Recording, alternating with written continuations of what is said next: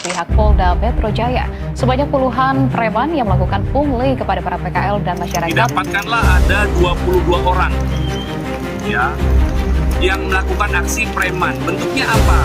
Bentuknya adalah melakukan pungutan liar. Bayangkan, kamu harus membayar berulang kali hanya untuk masuk ke tempat wisata yang seharusnya milik publik.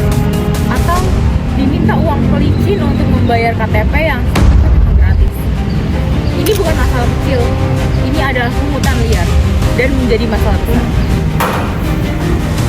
Pungli adalah gejala dari rusak tata kelola pemerintahan yang menyerupai sistem merusak kepercayaan serta menjadi bagian dari krisis panjang bangsa ini. Korupsi, kolusi, nepotisme, serta melemahnya penegakan hukum. Begini ya, aku taruh menawar 1.200 Inilah video singkat yang tersebar di media sosial saat seorang Polantas dari Polres Goa, Sulawesi Selatan diduga melakukan aksi pungli terhadap seorang pengendara sepeda motor di Jalan Poros Limbung, Kabupaten Goa, Sulawesi Selatan. Pungli bukan cuma uang rokok, tapi merupakan bentuk korupsi kecil yang berdampak sistemik. Karena itu kita butuh good governance, pemerintahan yang bersih, transparan, dan akuntabel. Good governance dibangun atas prinsip partisipasi, penegakan hukum, keadilan, akuntabilitas, dan kepedulian. Tanpa itu semua, hak menjadi barang dagangan, dan pelayanan publik jadi ladang pungli.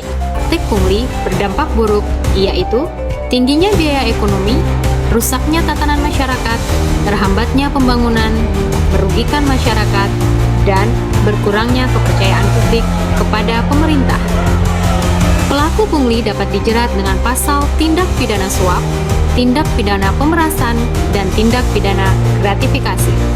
Semua layanan di Sekretariat Jenderal tidak dipungut biaya atau gratis, kecuali layanan yang ditentukan tarifnya sebagai penerimaan negara, bukan pajak. Pungli terjadi karena dua hal, ada yang memberi dan ada yang membiarkan.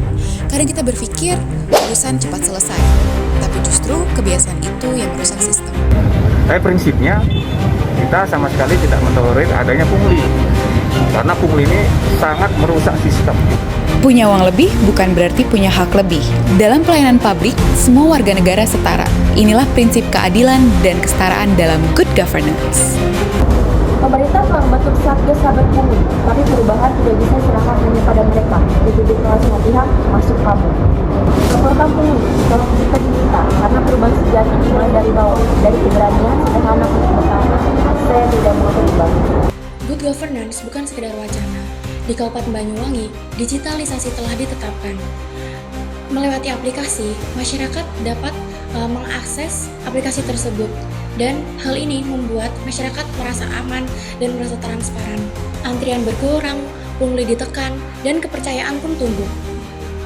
Melalui digital ID ini nantinya dokumen kependudukan yang dimiliki oleh setiap warga akan terekam di dalam smartphone lewat aplikasi identitas kependudukan digital Kementerian Dalam Negeri. Generasi muda harus jadi agen perubahan, bukan ikut dalam sistem yang rusak, tetapi membangun yang bersih. Karena pemerintahan yang baik dimulai dari masyarakat yang sadar, peduli, dan berani bertindak. Good governance bukan hanya tugas pemerintah, ini adalah tanggung jawab kita semua sebagai warga negara. Satu penolakan terhadap pungli, dan satu keberanian untuk jujur adalah langkah kecil menuju perubahan besar.